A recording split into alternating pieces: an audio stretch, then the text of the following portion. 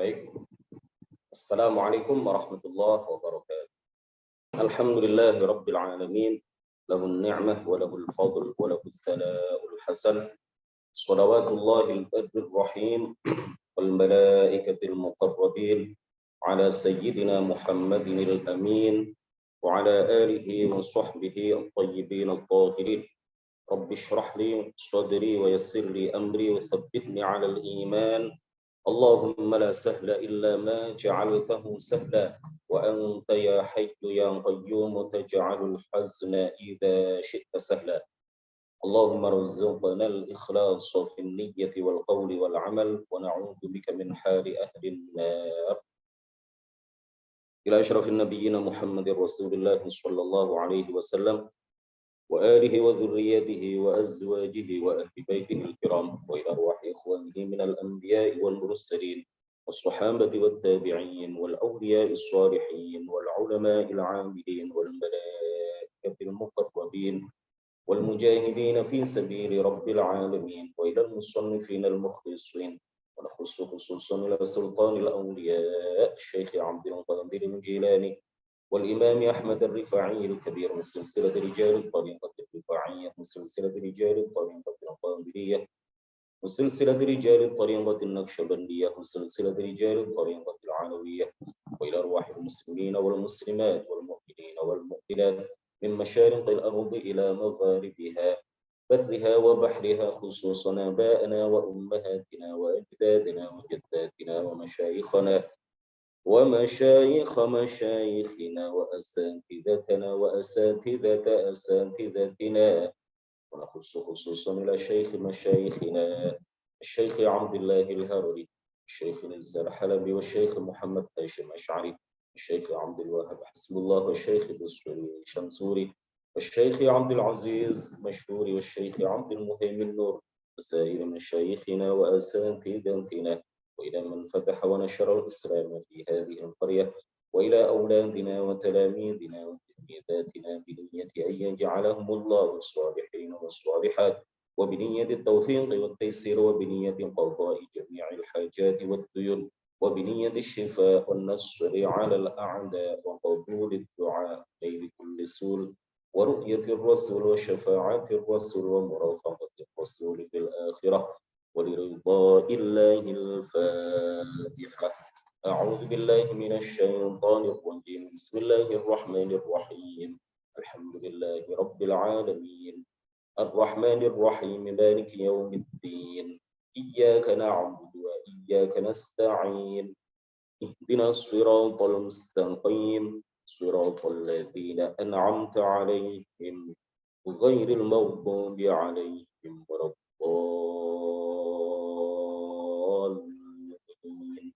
آمين. Bismillahirrahmanirrahim. Soal jawab nomor 72. Seingat saya kita telah sampai pada soal jawab nomor 72.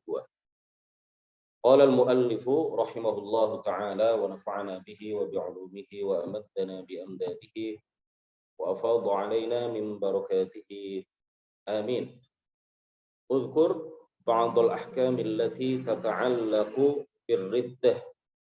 Udhkur sebutkan ba'd al-ahkami sebagian hukum allati tata'allaqu bir-riddati yang berkaitan dengan riddah, yang berkaitan dengan hukum murtad. Jawab, al-jawab minal ahkami, di antara hukum-hukum allati tata'allaqu bil murtaddi, yang berhubungan, yang berkaitan dengan orang murtad. Anna siyamahu, bahwa puasanya orang yang murtad ya batulu, batal. Kalau ada seseorang yang melakukan puasa lalu terjadi riddah pada dirinya di siang hari, maka pertama puasanya batal. Yang kedua, dia wajib seketika itu juga untuk kembali ke dalam agama Islam dengan mengucapkan 2 kalimat syahadat. Yang ketiga, dia tidak boleh makan, minum, dan melakukan hal-hal yang membatalkan puasa, walaupun puasanya sudah batal, sampai terbenamnya matahari. Karena puasanya batal bukan dengan udzur, syar'i. Puasanya batal bukan dengan sebab yang dibenarkan. Maka walaupun puasanya sudah batal, dia tetap tidak boleh makan. Setelah dia kembali ke dalam agama Islam, dia tetap tidak boleh makan, tidak boleh minum, tidak boleh berhubungan badan dengan istrinya, dengan suaminya, sampai matahari terbenam, sampai masuk waktu maghrib. Kemudian puasanya yang batal dengan sebab riddah ini, wajib dia qadha langsung pada tanggal 2 Syawal. Tidak boleh ditunda. Tidak boleh ditunda. Harus langsung pada tanggal 2 Syawal. Tanggal 1 masih haram berpuasa. Ya, jadi tanggal 1 dia tidak boleh berpuasa. Tanggal 2 Syawal dia langsung wajib mengqadha puasa yang batal dengan sebab riddah. Wa kadza tayammumuhu, begitu juga tayammumnya. Ya, tayammumnya. Kalau wudu tidak batal. Wudu tidak batal dengan sebab riddah, tapi kalau tayammum batal dengan sebab riddah. Kemudian juga sholat, ya, sholat itu batal dengan sebab riddah. Wudu tidak. Kalau ada seorang muslim berangkat dari rumah menuju masjid dalam keadaan sudah berwudu, di tengah jalan dia mencaci maki Allah atau mencaci maki Nabi, mencaci maki Islam. Hukum mencaci maki Allah, mencaci maki Nabi, melecehkan Islam adalah murtad. Orang itu terjatuh ke dalam riddah. Lalu ada orang yang mengingatkannya. Kemudian dia kembali ke dalam agama Islam dengan mengucapkan 2 kalimat syahadat. Lalu dia meneruskan perjalanan menuju masjid. Dia sholat dengan wudu yang dia lakukan sebelum dia murtad, maka sholatnya sah. Karena wudunya tidak batal.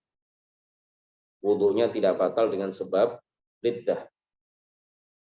Ya, karena wudu itu taharah qawiyah, ya. Taharah qawiyah. Sedangkan tayammum adalah dhaifah, taharah darurah. Jadi tayammum itu batal dengan sebab riddah, sedangkan wudu tidak. Sholat juga batal dengan sebab riddah. Di tengah-tengah sholat, seseorang misalkan meragukan keberadaan Allah. Ya, bukan hanya terlintas sebagai sebuah lintasan hati, sebagai sebuah lintasan pikiran. Kalau hanya sekedar lintasan pikiran, datang tak diundang, pergi tak disuruh, datang begitu saja, sebentar begitu saja, terlintas begitu saja mengenai sesuatu yang sebenarnya tidak boleh diyakini, ya, tetapi hanya terlintas, maka itu tidak menyebabkan dia murtad. Tapi kalau sampai meragukan keberadaan Allah, ragu-ragu apakah Allah ada ataukah tidak, hal itu terjadi di tengah-tengah sholat, di tengah-tengah sholat dia meyakini bahwa Allah adalah cahaya, misalkan. Kalau di tengah-tengah sholat dia meyakini bahwa Allah adalah cahaya, ya ini satu misal, maka Islamnya batal. Islamnya batal. Sholatnya juga batal. Dia wajib kembali ke dalam agama Islam, kemudian mengulang sholatnya. Wudhunya tidak perlu diulang, karena wudhu tidak batal dengan sebab riddah. Wa nikahuhu qabla dukhuli wa in raja'a ilal Islam. Wa nikahuhu, dan batal nikahnya qabla dukhuli, jika riddah itu dilakukan sebelum dukhul, setelah akad, sebelum dukhul, sebelum berhubungan badan dengan pasangannya. Salah satu dari keduanya terjatuh ke dalam riddah, kemudian kembali ke dalam agama Islam, maka akad nikahnya batal. Apa itu riddah? Ya, riddah itu kemarin sudah saya jelaskan pada pertemuan sebelumnya. Riddah itu sesuatu yang memutus keislaman. Riddah itu sesuatu yang memutus keislaman. perkara yang membatalkan keislaman, memutus keislaman, memutus Islam seseorang, membatalkan Islam seseorang, itu namanya riddah. Orangnya disebut murtad. Riddah ada 3. Ada riddah yang berupa keyakinan. Ya, bagus. Pertanyaannya enggak apa-apa. Jadi daripada mendengarkan tapi enggak begitu nyambung, lebih baik ditanyakan seperti yang tadi ada di kolom chat itu ya. Riddah itu adalah sesuatu yang memutus keislaman. Dengan sebab riddah, Islam seseorang menjadi putus, menjadi batal, menjadi rusak. Kalau Islam seseorang sudah rusak, Islam seseorang sudah batal, maka orangnya disebut murtad. Murtad itu artinya statusnya bukan muslim lagi. Statusnya bukan muslim lagi. Ya, tapi kafir. Sudah di luar Islam. Nah, riddah itu sesuatu yang memutus Islam, sesuatu yang membatalkan Islam.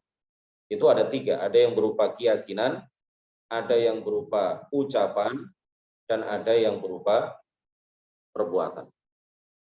Ada yang berupa keyakinan, ada yang berupa ucapan, ada yang berupa perbuatan. Riddah yang berupa keyakinan itu seperti keyakinan bahwa Islam bukan satu-satunya agama yang benar. Kalau ada seorang muslim meyakini bahwa semua agama itu sama, Islam bukan satu-satunya agama yang diridhoi oleh Allah, maka status Islamnya batal. Dia beralih status menjadi seorang murtad karena dia telah melakukan riddah yang berupa keyakinan. Ya, dia telah memutus Islamnya dengan sebab meyakini Allah Subhanahu wa taala bahwa Islam bukan satu-satunya agama yang benar. Di antara contoh riddah yang berupa keyakinan adalah keyakinan bahwa Allah taala sama dengan makhluk. Allah bukan satu-satunya Tuhan yang wajib disembah, misalkan. Meyakini bahwa Allah berada di suatu tempat, berada di suatu arah, memiliki bentuk, memiliki ukuran, itu semuanya adalah riddah yang berupa keyakinan atau keyakinan yang memutus Islam seseorang dan menjadikannya terjatuh ke dalam riddah atau menjadikannya murtad. Kemudian ada riddah juga yang berupa perbuatan. Riddah yang berupa perbuatan seperti menduduki mushaf Al-Qur'an. Tempo hari ada kasus viral di Facebook. Ya. Kemudian juga menginjak mushaf Al-Qur'an, menginjak mushaf Al-Qur'an. Tempo hari ada yang tanya kepada saya, Ustaz, bagaimana hukumnya seseorang ingin membuktikan cintanya kepada istrinya? Ya, kira-kira begitu pertanyaannya. Saya lupa persisnya, tetapi kira-kira begitu. Apa hukumnya apabila seseorang untuk membuktikan rasa cinta dia kepada istrinya, kemudian istri itu mengatakan kepada suaminya, kalau kamu memang betul-betul cinta kepada saya, coba injak Al-Quran ini. Lalu sang suami untuk membuktikan cinta dia kepada istrinya, dia menginjak mushaf, dia menginjak Al-Quran. Nah, ini murtad. Murtad, ya. Keluar dari agama Islam, status Islamnya batal, dia beralih status menjadi seorang murtad. Ya. Dia ingin menunjukkan cintanya kepada istri, tetapi dia tidak menunjukkan cintanya kepada Allah. Dia tidak menunjukkan cintanya kepada Islam. Dia mengorbankan cintanya kepada Allah yang mewajibkan dia mengagungkan Al-Quran. Dia mengorbankan cintanya kepada Nabi Muhammad yang memerintahkan dia untuk mengagungkan Al-Quran. Dia mengorbankan cintanya kepada Islam, kepada syariat, kepada para ulama yang mengajarkan bahwa mushaf Al-Quran itu harus diagungkan, tidak boleh diinjak begitu saja. Nah, ini murtad, ya. Kemudian yang menyuruh itu juga murtad, karena yang menyuruh itu telah memerintahkan orang lain untuk melakukan perbuatan yang menyebabkan orang lain itu murtad, maka yang memerintah ini juga dihukumi murtad, keluar dari agama Islam, Islamnya batal. Kemudian ada pula riddah yang berupa ucapan. Ini banyak sekali. Riddah yang berupa ucapan. Seperti mengatakan, misalkan seperti mengatakan bahwa Allah Subhanahu wa Ta'ala berada di suatu tempat, bertempat tinggal di langit, duduk di atas arsy, memiliki bentuk, memiliki ukuran berupa benda, seperti cahaya. Allah itu seperti cahaya yang terang benderang, misalkan. Dan hal-hal semacam itu. Meyakini atau mengatakan bahwa Muhammad bukan Nabi yang terakhir. Masih banyak lagi yang lain dan semuanya sudah kita bahas pada beberapa pertemuan yang lalu. Rizqiyah Shodiqin, akun atas nama Rizqiyah Shodiqin. Mudah-mudahan bisa dipahami dengan baik. Baik, kita lanjutkan. Wa nikahuhu dan batal nikahnya qabla dukhuli, sebelum dukhul, sebelum terjadi hubungan badan antara suami istri yang telah melangsungkan akad nikah. Wa in raja'a ilal Islam, walaupun setelah murtad dia kembali ke dalam agama Islam. Maksudnya begini. Jadi dibedakan antara kasus seseorang melangsungkan akad pernikahan, kemudian sebelum dukhul, salah satu dari keduanya, sebelum dukhul itu artinya berhubungan badan, ya, jima, senggama, ya. Sebelum dukhul, salah satu dari kedua mempelai ini yang telah melangsungkan akad pernikahan, salah satu dari suami istri ini kemudian murtad, ya, dengan salah satu jenis riddah atau jenis kemurtadan yang telah kami sebutkan tadi. Maka akad nikahnya batal, ya, akad nikahnya batal. Walaupun dia kembali ke dalam agama Islam. Walaupun yang murtad itu kembali ke dalam agama Islam dengan mengucapkan 2 kalimat syahadat, setelah kembali ke dalam agama Islam, maka tidak boleh berhubungan badan karena sudah bukan suami istri lagi, akad nikahnya batal. Ya, kalau ingin menjadi suami istri lagi, maka harus dengan akad nikah yang baru. Bedakan antara kasus seperti ini dengan kasus seperti yang akan diterangkan berikutnya. Ya.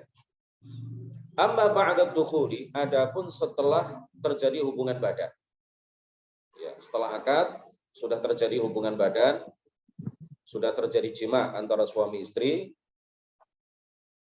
Fa in raja'a ilal islami, jika yang murtad, ya, suami atau istri yang murtad itu kembali ke dalam agama Islam, qabla intiha'il iddati, sebelum selesainya masa iddah, ta'udu lahu zaujatuhu, maka istri kembali kepadanya, ya, artinya status istri itu kembali kepadanya, min ghairi an yushtarata, tanpa disyaratkan tajdidu aqdin nikah, memperbaharui akad nikah.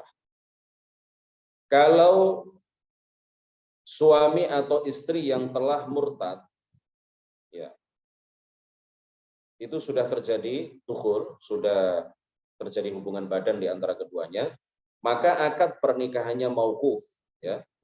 Maka akad pernikahan keduanya mauquf. Mauquf itu artinya masih menggantung, ya, masih menggantung. Tidak secara serta-merta dikatakan akad nikah keduanya batal, tapi masih menggantung. Tergantung apa? Tergantung apakah yang murtad di antara suami atau istri itu kembali ke dalam agama Islam pada masa iddah ataukah setelah selesai masa iddah. Kalau yang murtad itu kembali ke dalam agama Islam masih dalam masa iddah, maka keduanya tidak perlu memperbaharui akad nikah. Jadi sudah kembali lagi menjadi suami istri tanpa akad nikah yang baru. Tetapi kalau yang murtad itu kembali ke dalam agama Islam setelah selesai masa iddah, setelah habis masa iddah, maka akad pernikahan keduanya batal.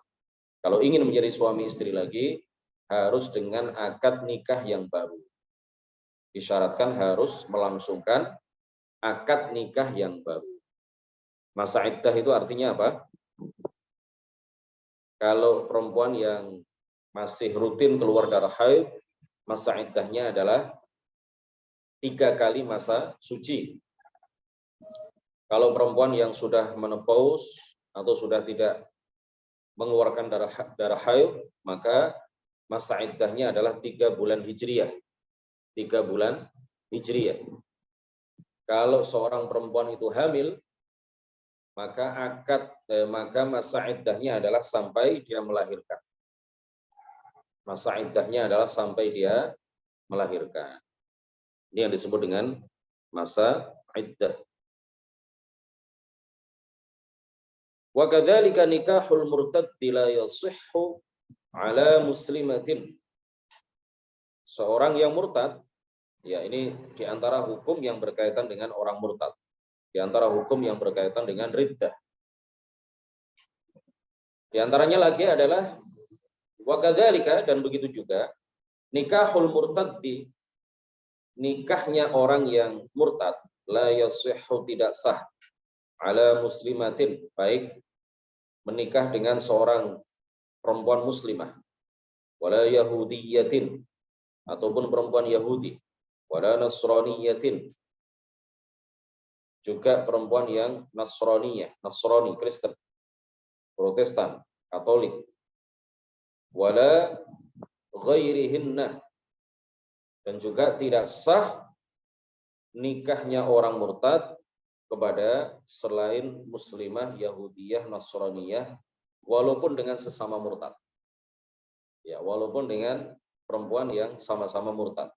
Murtad dengan murtaddah, laki-laki murtad dengan perempuan murtad menikah, akad nikahnya tidak sah. Ya, artinya dihitung zina. Wa yahrumu aklu dzabihatihi, dan haram memakan binatang sembelihannya. Dan haram memakan binatang sembelihannya.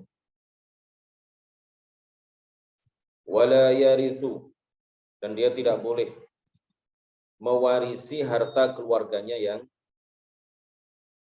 muslim yang meninggal dunia. Ya, dia tidak berhak dan tidak boleh mewarisi harta keluarganya yang meninggal. Wala yurathu, dan hartanya tidak boleh diwarisi. Kalau dia mati, orang murtad ini mati, maka hartanya tidak boleh diwarisi. Wala tajuzu as-salatu alaihi, dan tidak boleh menyolatinya. Tidak boleh menyolatinya. Jika dia mati, tidak boleh disolati.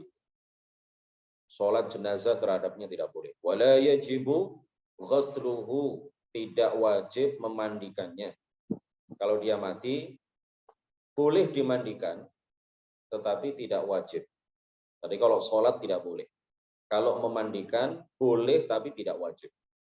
Wala yajibu takfinuhu, dan tidak wajib dikafani. Boleh dimandikan, boleh dikafani, tapi tidak wajib. Kalau sholat, tidak boleh disolat.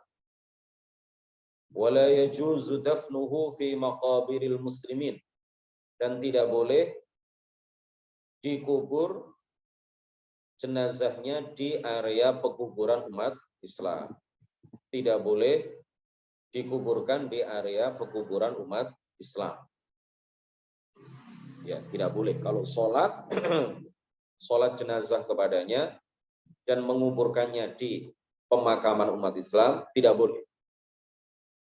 Tapi kalau memandikannya dan mengkafaninya, boleh. Tapi tidak wajib. Wa maluhu fai, dan hartanya fai. Hartanya menjadi harta fai.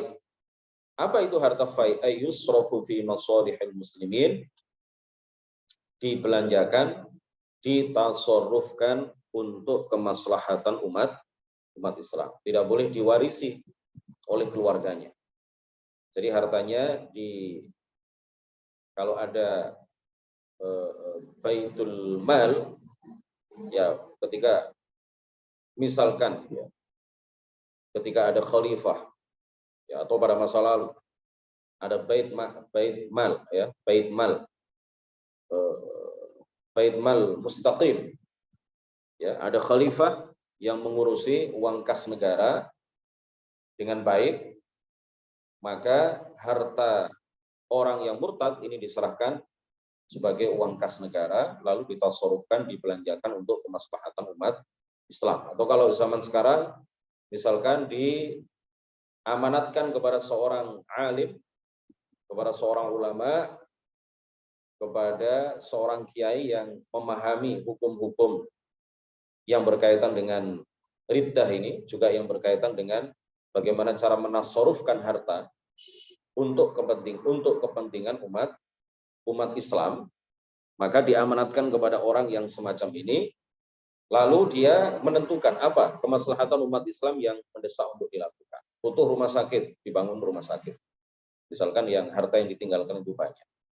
Ya, bangun jalan untuk kepentingan umat Islam, atau sekolah atau pondok pesantren dan lain sebagainya. Baik, selesai soal jawab nomor 72. Ada pertanyaan ini ya, seperti artis-artis yang murtad ikut kekasihnya, berarti pernikahannya nggak sah. Ya jelas. Begitu juga di awal itu ya, di awal kalau seorang perempuan muslimah tidak boleh menikah kecuali dengan laki-laki muslim. Ada beberapa artis itu yang perempuan menikah dengan laki-laki non-Islam. Ini jelas menurut seluruh ulama, ya, termasuk ulama-ulama di Indonesia, termasuk Majelis Ulama Indonesia telah memfatwakan pernikahan semacam itu tidak sah. Kalau laki-laki muslim boleh menikah dengan perempuan muslimah, boleh menikah dengan perempuan Yahudi atau Nasrani, ya, dengan syarat-syarat tertentu. Tetapi kalau seorang perempuan muslimah tidak boleh menikah kecuali dengan laki-laki muslim. Kalau menikah dengan laki-laki Kristen, menikah dengan laki-laki Hindu, maka pernikahannya tidak sah. Ya, pernikahannya tidak sah. Ini biar kita paham. Baik, soal jawab nomor 73. Satu soal lagi. Takallam an ada'il fara'idhi wa 'ala man yajib. Terangkan mengenai melakukan kewajiban dan atas siapa kewajiban itu wajib dilakukan. Al-jawab, yajibu 'ala kulli mukallafin. Wajib atas setiap orang yang mukallaf. Orang yang sudah balik dan berakal. Ada'u jami'i ma aujabahu Allahu 'alaihi. Melakukan seluruh apa yang Allah wajibkan kepadanya.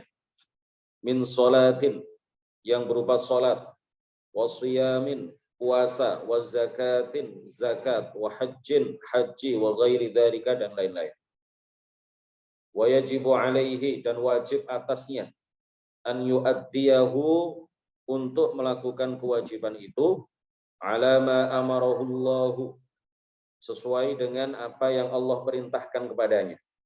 Minal ityani bi arkanihi, yaitu memenuhi rukun-rukunnya, wa syurutihi, dan syarat-syaratnya, wa yajtaniba mubtilatihi, dan menjauhi hal-hal yang membatalkannya. Fala yakfi mujarradul qiyami bi suwaril a'mali. Maka tidak cukup hanya melakukan bentuk perbuatan. Ya. Jadi diwajibkan atas setiap orang yang balik dan berakal untuk melakukan semua kewajiban yang Allah wajibkan kepadanya. Sholat 5 waktu, puasa Ramadan, zakat, kalau dia mampu untuk mengeluarkan zakat, haji kalau dia mampu, dan lain sebagainya. Kemudian kewajiban itu wajib dilakukan sesuai dengan apa yang diperintahkan oleh Allah.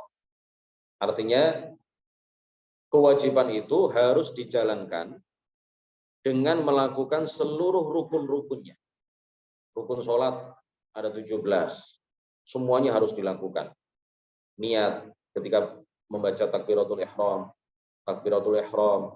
membaca surat Al-Fatihah, berdiri bagi yang mampu, kemudian ruku', i'tidal, sujud, tumaknina di dalam ruku', tumaknina di dalam i'tidal, tumaknina di dalam sujud, ini semuanya adalah rukun-rukun sholat. Kemudian yang terakhir, tertib harus dilakukan secara berurutan. Ini semuanya harus dilakukan ketika kita melakukan kewajiban sholat. Puasa juga demikian, zakat juga demikian, haji juga demikian. Dan ini semuanya tidak bisa kita lakukan kecuali dengan ilmu. Ya, kita tidak bisa melakukan kewajiban sesuai dengan perintah Allah tanpa ilmu. Tanpa ngaji seperti ini, tanpa belajar ilmu agama, seseorang tidak akan bisa melaksanakan kewajiban yang Allah perintahkan kepadanya sesuai dengan rukun-rukunnya, sesuai dengan syarat-syaratnya. Kemudian dia juga mampu untuk menjauhkan diri dari hal-hal yang membatalkan kewajiban itu. Itu semuanya tidak bisa terpenuhi kecuali dengan ilmu, kecuali dengan belajar ilmu agama. Fala yakfi mujarradul qiyam bisuwaril a'mal. Tidak cukup hanya melakukan bentuk kewajiban. Sepertinya sholat. Dia melakukan bentuk sholat. Suratus sholat dia lakukan. Bentuk sholat dia lakukan. Tetapi sebenarnya dia tidak sholat. Kenapa? Karena dia tidak memenuhi rukun-rukun sholat. Dia tidak menjalankan syarat-syarat sah sholat. Dia melakukan hal-hal yang membatalkan sholat. Dia sholla walam yusolli. Sholla suratan walam yusolli haqiqatan. Dia hanya melakukan bentuk sholat, tetapi hakikatnya dia tidak melakukan sholat. Qala sallallahu alaihi wasallam, rubba qa'imin. Rasulullah bersabda, rubba qa'imin. Betapa banyak orang yang melakukan qiyam, melakukan sholat di malam hari, sholat malam. Atau di sini bukan hanya sholat ya, ibadah di malam hari. Betapa banyak orang yang melakukan ibadah di malam hari, laisa min qiyamihi illa sahar. Laisa lahu min qiyamihi illa sahar. Dia tidak mendapatkan apa-apa kecuali begadang. Kecuali tidak tidur, melean kata orang Jawa. Itu saja yang dia dapat. Pahala tidak dia dapat, ridha Allah tidak dia dapat. Kenapa? Karena dia melakukan bentuk ibadah tanpa ilmu. Dia hanya melakukan bentuk ibadah tanpa ilmu. Jadi ibadah atau perbuatan baik, setiap perbuatan yang baik itu harus dilakukan dengan niat yang benar, dilakukan dengan niat yang benar, dengan keyakinan yang benar, dan dengan cara yang benar. Ya.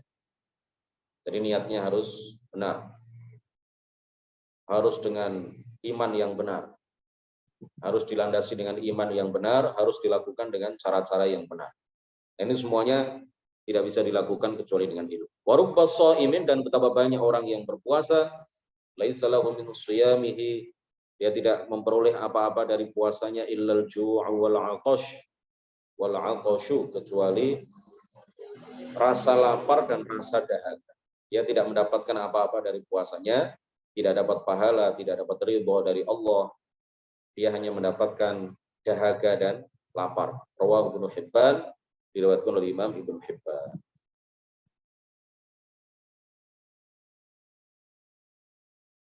Ustadz izin bertanya, dalam keadaan emosi seseorang pernah bersumpah akan menginjak Al-Quran apabila dia salah.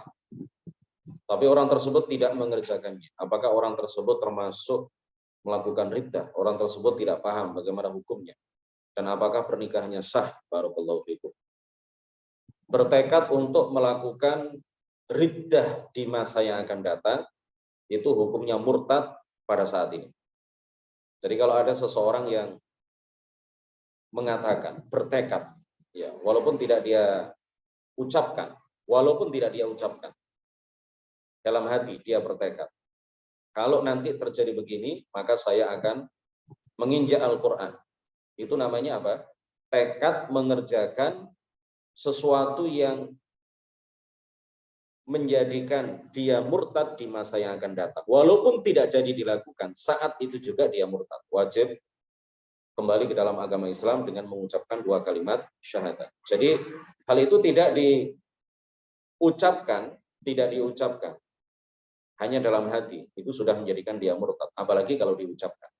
Ya. Apalagi kalau diucapkan. Dia tidak tahu hukumnya. Bagaimana? Walaupun dia tidak tahu hukum. Ya.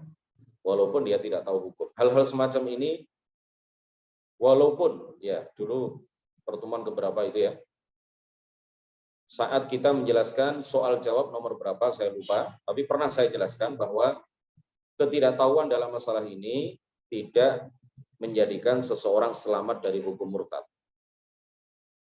Ya, secara logika saja. Ayat Al-Qur'annya sudah kami sebutkan sebagai dalil beberapa waktu yang lalu. Hadisnya juga. Nah, sekarang saya tambahkan logika. Kalau orang yang tidak tahu ilmu, orang yang tidak tahu hukum, apa saja yang dia lakukan dimaafkan, surga akan dipenuhi oleh orang-orang yang bodoh. Surga itu akan dipenuhi oleh orang-orang yang bodoh.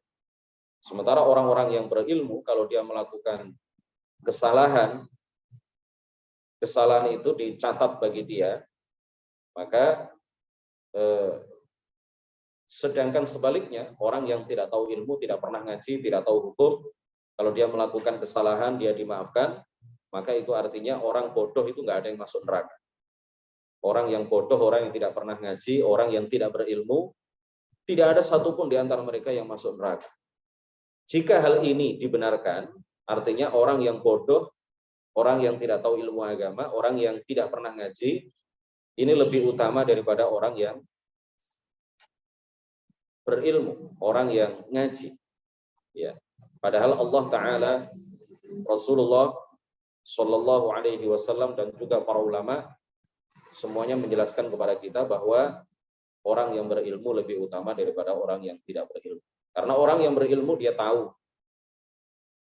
dia bisa mengetahui dan membedakan antara yang kufur dengan yang iman, antara kafir dengan mukmin, antara murtad dengan mukmin dan seterusnya.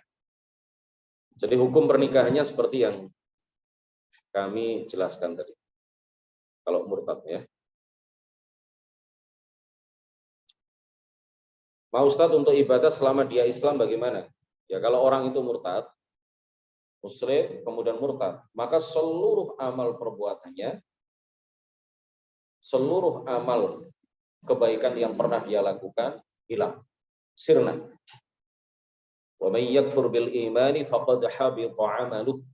Dalam Al-Qur'an Allah Ta'ala menegaskan, wa may yakfur bil imani faqad habita 'amaluh.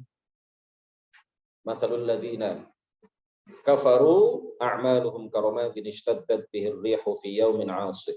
Dua ayat ini, yang pertama tadi wa may yakfur bil imani faqad habita 'amaluh, kemudian yang kedua tadi juga yang kamu kutip, dua ayat ini menjelaskan bahwa amal orang yang murtad, ya amal orang yang awalnya muslim kemudian murtad, atau amal orang yang kafir, ini sirna, ya. Kalau dia kembali ke dalam agama Islam, dia mengumpulkan kebaikan itu dari nol. Dia mengumpulkan tabungan pahala itu dari nol lagi, ya. Ya sudah sirna. Yang lalu itu sudah hilang semua. Sudah raib semua, sudah sirna semua. Seperti tidak pernah melakukan kebaikan apapun. Ya, di masa lalu. Karena dia telah murtad. Nah, ini makanya harus betul-betul kita jaga keimanan kita. Mudah-mudahan Allah Subhanahu wa Ta'ala selalu menguatkan kita untuk menjaga keimanan kita, sehingga pada gilirannya nanti kita meninggalkan dunia yang sementara ini dalam keadaan membawa iman yang sempurna. Amin ya rabbal alamin. Subhanakallahumma wa bihamdik asyhadu an la ilaha illa anta astaghfiruka wa atubu ilaik. La ilaha illallah. Allahumma shalli ala sayyidina Muhammad wa ala alihi wa sahbihi wa sallim. Rabbi ighfir li wa liwalidayya wa lil mu'minina wal mu'minat. Wassalamu alaikum warahmatullahi wabarakatuh.